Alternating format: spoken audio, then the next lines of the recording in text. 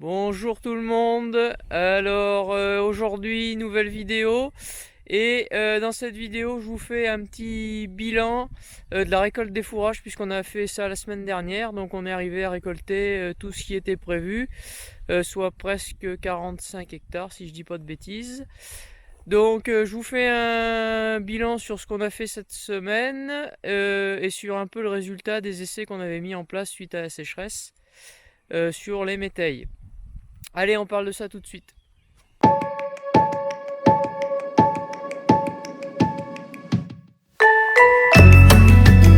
Alors, en termes de surface récoltée, donc on a récolté à peu près 40, un peu mieux de 40 hectares de raigrats et de métailles. Donc, je sais pas si vous vous rappelez, il y avait des métailles qu'on avait ressemées dans les prairies temporaires. Donc, comme celle qui est derrière moi, là, que vous voyez, où il y a 6 hectares qu'on avait ressemé un métail dans une prairie temporaire de troisième année. Donc, il y avait beaucoup de trous, elle avait vraiment pas aimé la sécheresse. Donc on a ressemé un métail là-dedans pour essayer de refaire un petit peu de volume. Et c'était une parcelle qui était destinée à être en céréales, donc on a préféré garder pour sécuriser la quantité de fourrage. Donc en termes de résultats, pour cette parcelle, ça a été, on va dire, mitigé. Il y a du bon, il y a du mauvais. Le mauvais, c'est le métail s'est pas développé partout parce que, évidemment, on a eu du sec. On a eu tout un mois de janvier, février qui ont été relativement secs. Et la sécheresse continue toujours de nous embêter, même si aujourd'hui on a un petit crachin breton qui est certes pas désagréable, mais qui fait pas beaucoup de pluie. Donc voilà, donc le point négatif c'est qu'il aurait fallu qu'on puisse semer ce métail beaucoup plus tôt, je pense. Et avec des espèces un petit peu plus adaptées. On était parti sur de la févrole, du pois fourragé et du triticale. Et je pense que on va le refaire à l'avenir, mais on partira plus sur un seigle à la place du triticale, seigle ou épeautre, voire les deux mélangés, et de la vesse.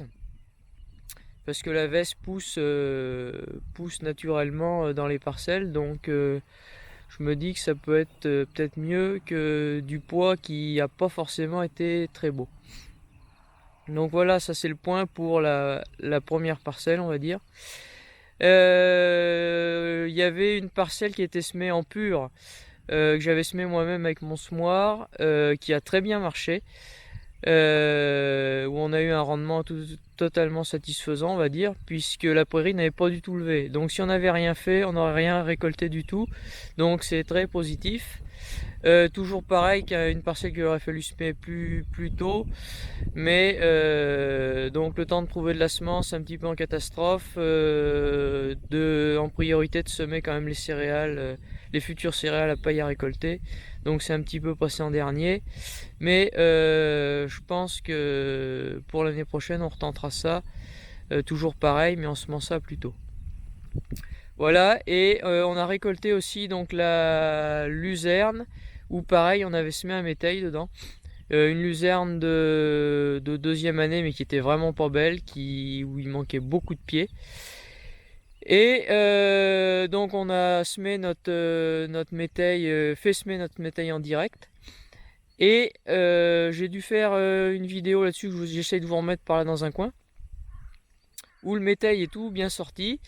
Au printemps il était magnifique, et bon, on a dit, comme il n'y a plus de luzerne, on va mettre un coup d'azote, donc de l'ammonitrate, 33,5, pour faire démarrer le métail rapidement.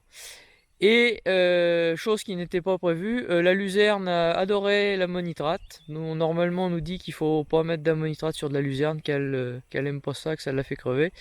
Et en fait on a fait une super récolte de luzerne, qui doit avoisiner, il me semble, il faudrait que je refasse les calculs comme il faut, mais autour de 3 tonnes de matière sèche hectare. Donc on a sorti 50 bottes de luzerne, qu'on a enrubanné là par contre pour pouvoir la mettre de côté. 50 bottes de luzerne dans 3 hectares. Donc voilà. Donc un petit bilan, on va dire, plutôt positif. Bon, on a appris des choses, le métail c'est quelque chose qu'on connaissait pas, donc voilà.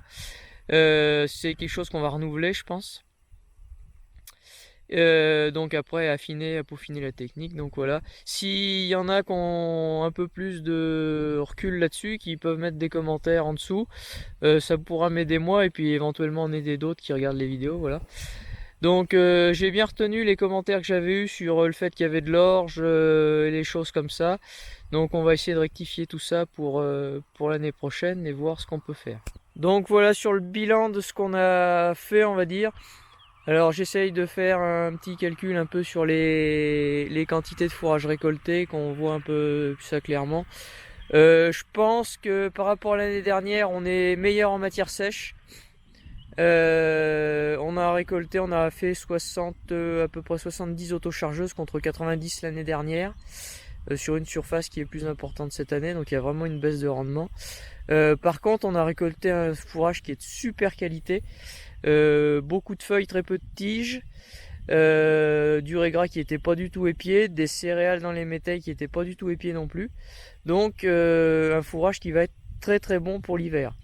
Après des quantités qui vont être un petit peu justes, mais on va mettre des choses en place pour essayer de pallier à tout ça, et je vous explique ça après.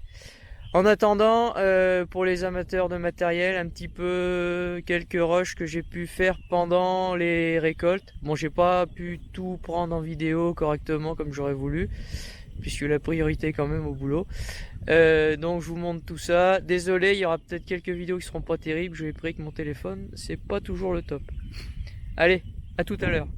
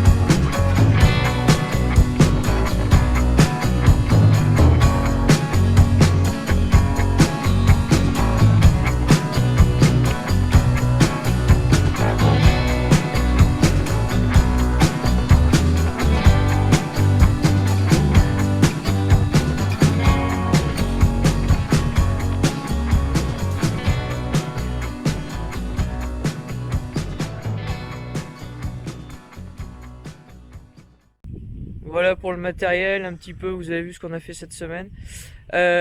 Pour ceux qui voudraient plus de détails sur l'enrubanage, l'autochargeuse, enfin l'ensilage, j'avais fait une vidéo il y a déjà quelques temps. Je vous mets le lien, enfin même deux vidéos, une sur l'enrubanage et une sur l'ensilage.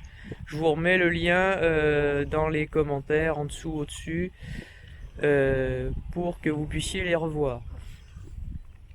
Donc voilà, donc ça c'est le bilan de ce qu'on a fait.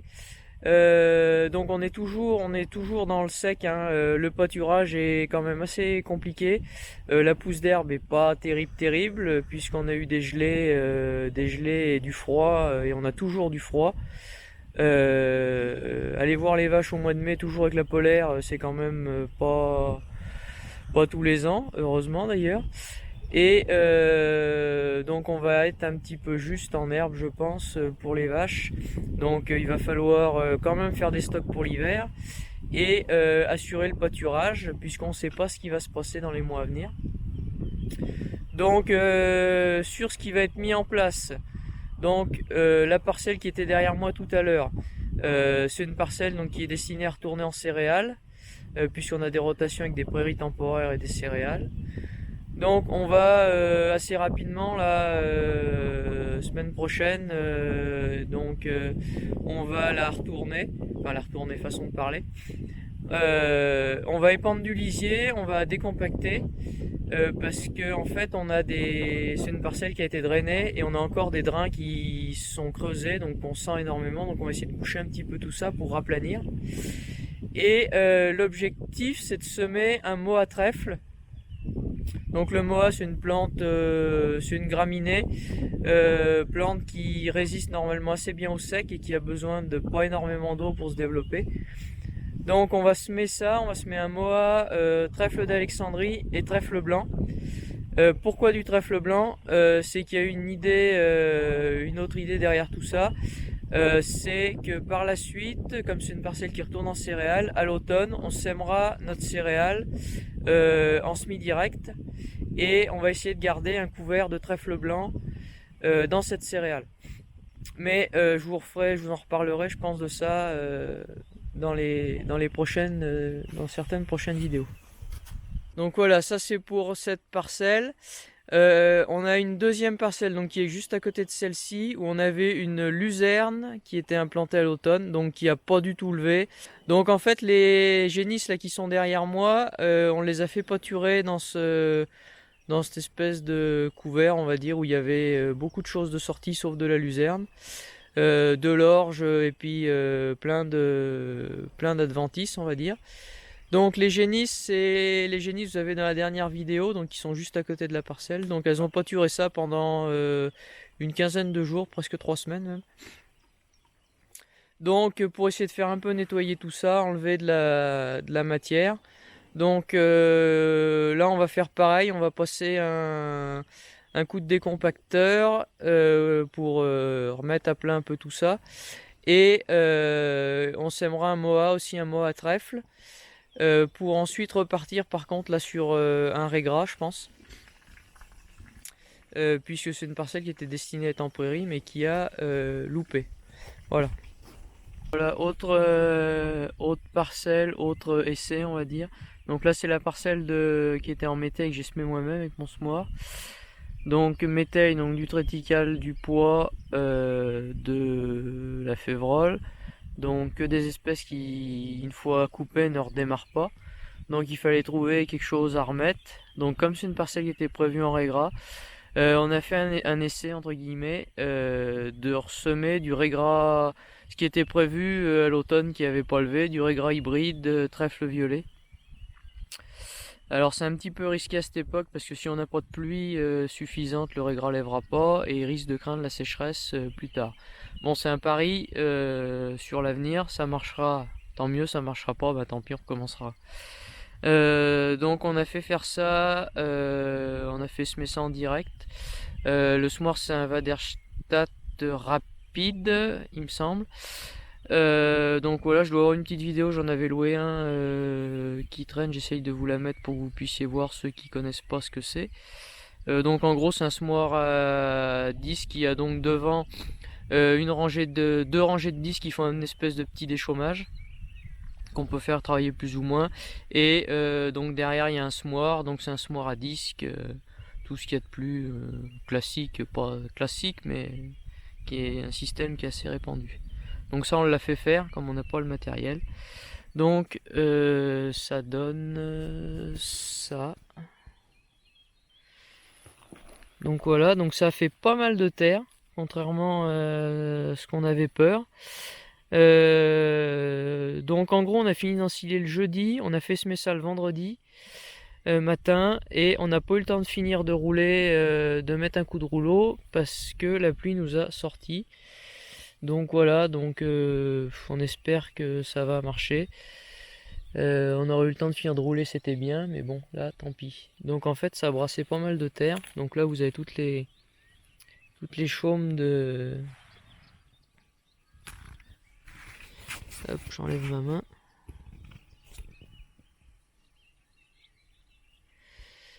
Toutes les chaumes, voilà, du métail. Donc là, il y a des pois. Enfin bon, voilà. Voilà ce que ça peut donner. Donc là, on va voir ce que ça peut faire. Alors voilà, on a vu ce qui a été fait déjà à l'automne, ce qu'on avait déjà mis en place un petit peu en prévision. Et autre chose qu'on va mettre en place, donc là ça sera par contre après la moisson, donc toujours dans un but de reconstituer des stocks, hein, parce que ça fait maintenant 2 voire 3 années qu'on tape dans les stocks et où ça commence vraiment de se ressentir. Aussi sur les prairies naturelles qui commencent vraiment de peiner, où on a eu 2-3 années de sécheresse, et elles commencent vraiment de souffrir, donc il va falloir qu'on trouve une solution pour pouvoir les ressemer, les améliorer, et on sait encore pas trop comment on va faire, mais on va trouver. Donc dans ce but-là, vous en avez une partie là derrière moi. On a prévu de ressemer après la moisson des couverts, donc tout de suite derrière les céréales. Donc je pense qu'on va faire ça en direct, avec un semoir spécifique semi-direct. On va le faire par un prestataire. Comme on n'a pas le semoir qui est prévu pour faire ça, et on va pas investir pour l'instant, on va déjà faire des essais pour voir un petit peu ce qui marche, ce qui marche pas et comment on peut organiser ça. Donc dans les couverts de prévu, il y a pas mal de choses. Du sorgho, donc du moa, je vous ai expliqué où on allait le semer. Donc du sorgho, du moa, des cowpeas, c'est une espèce de haricot qui s'associe avec une graminée, normalement qui est une plante tropicale, donc qui pousse plus dans le sec. Tout un tas de trèfle d'Alexandrie, trèfle incarnat, du trèfle blanc, on a de l'avoine de prévu, et plein de petites choses comme ça. Donc on en a pas mal de prévus, on est quasiment je crois à 20 et des hectares de prévus de ressemer. Et on va essayer de semer nos prairies tout de suite après la moisson. Donc pour essayer d'avoir des prairies qui soient tout de suite assez costaudes pour l'automne, et espérer faire peut-être une coupe à l'automne. Voilà. J'ai fait le tour, je reviendrai sur les couverts et tout ça quand ça sera le moment.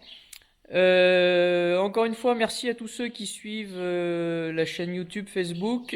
Vous êtes déjà quasiment 2300, un petit peu plus de 2200 il me semble. Sur YouTube, c'est juste énorme. Je pensais pas arriver jusque là un jour, mais c'est super. Sur Facebook, toujours un petit peu moins bien sur Facebook. On est à peine à 1000. On devrait peut-être arriver à passer les 1000 avec cette vidéo. Donc voilà, je vous remercie encore tous de me suivre. Comme d'habitude, si vous avez des questions, des commentaires, si vous avez un petit peu de retour sur les couverts et toutes ces choses-là, je suis preneur d'idées. Voilà, merci encore, et puis moi je vous dis à bientôt pour une prochaine vidéo.